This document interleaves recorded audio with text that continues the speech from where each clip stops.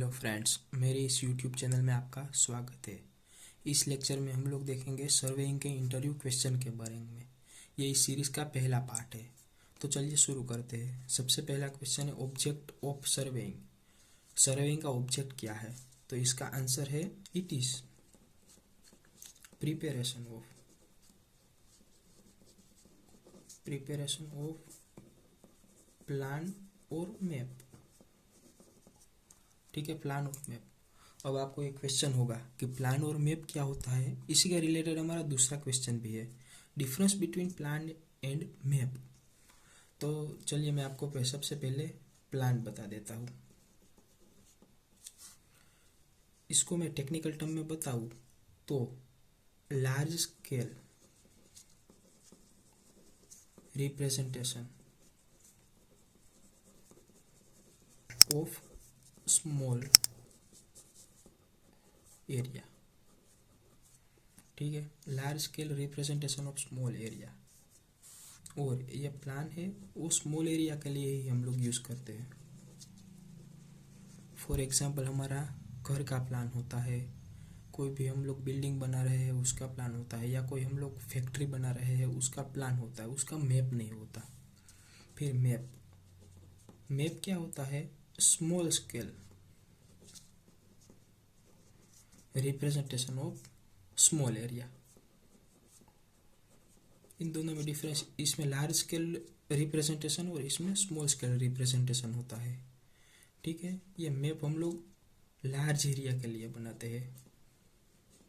For example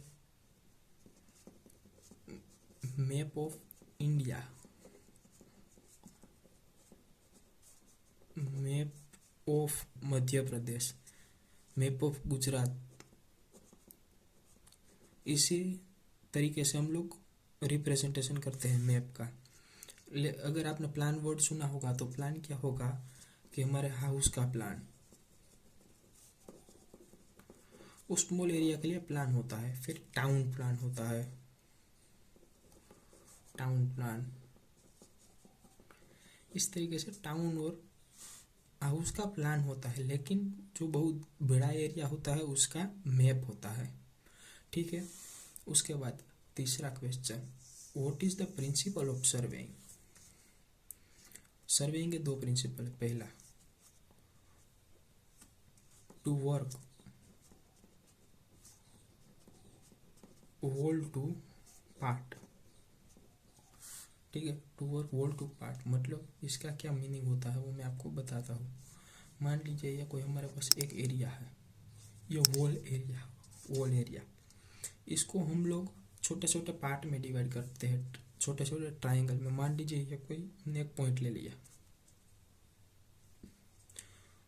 अगर बड़ा area है तो वो दो पॉइंट लेते हैं, और इस बाउंड्री पर अलग अलग थोड़े थोड़े डिस्टेंस पर पॉइंट लेके इसको इस तरीके से ट्राइंगल में डिवाइड करते हैं। ठीक है, इस तरीके से ट्राइंगल में डिवाइड करते हैं। यहाँ पर भी देख लीजिए, ये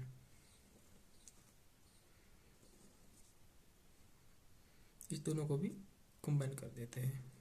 इस तरीके से अलग अलग डिस्टेंस के ट्राइंगल को ड्रॉ करके हम लोग इसके अंदर सबसे पहले पार्ट के अंदर वर्क करते हैं। वो छोटे छोटे पार्ट को मिलाकर हम लोग पूरा का पूरा वर्क करते हैं। इसको to work whole to part कहते हैं। दूसरा, locate a point with respect to two known point. इसकी अगर आप लोग कोई भी टेक्स्ट बुक में देखेंगे तो बहुत लंबा लंबा होगा, लेकिन मैं आपको सिंपल भाषा में बता देता हूँ, क्योंकि हमको ये सब कुछ इंटरव्यू में कहना है। तो इंटरव्यू में हम लोग सिंपल भाषा में कहते हैं तो भी चलेगा, उसमें रट्टा मारने की कोई ज़रूरत है ही नहीं।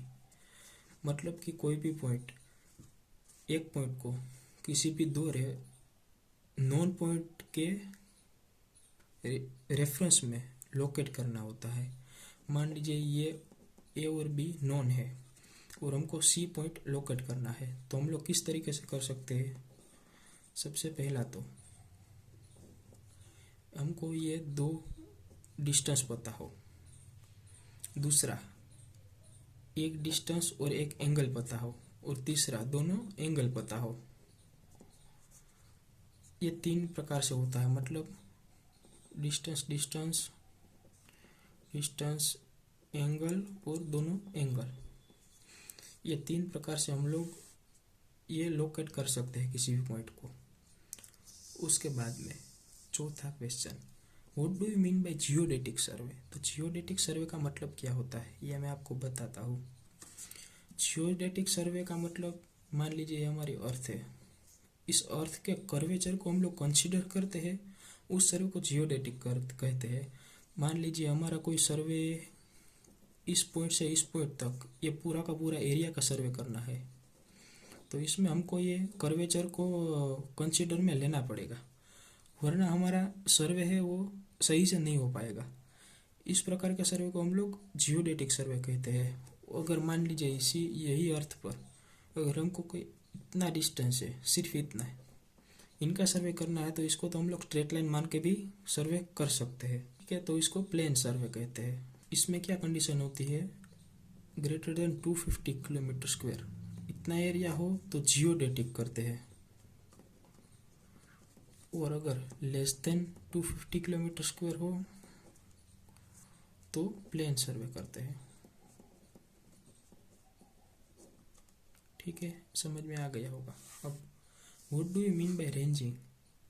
रेंजिंग मतलब क्या होता है, रेंजिंग का मतलब और कुछ नहीं, हमारे पास कोई 2 पॉइंट नोन है, उस 2 पॉइंट के रेफरेंस में उसके बीच का कोई भी पॉइंट को लोकेट करने की प्रोसेस को हम लोग रेंजिंग कहते हैं। मान लीजिए ये कोई ए पॉइंट है और बी पॉइंट है और सी पॉइंट, इन दोनों के लाइन के बीचों बीच ए से मान लीजिए 10 मीटर के डिस्टेंस पर है, मान लीजिए टोटल 35 मीटर है ए से बी तक का डिस्टेंस, और ये 10 मीटर पर हमको लोकेट करना है।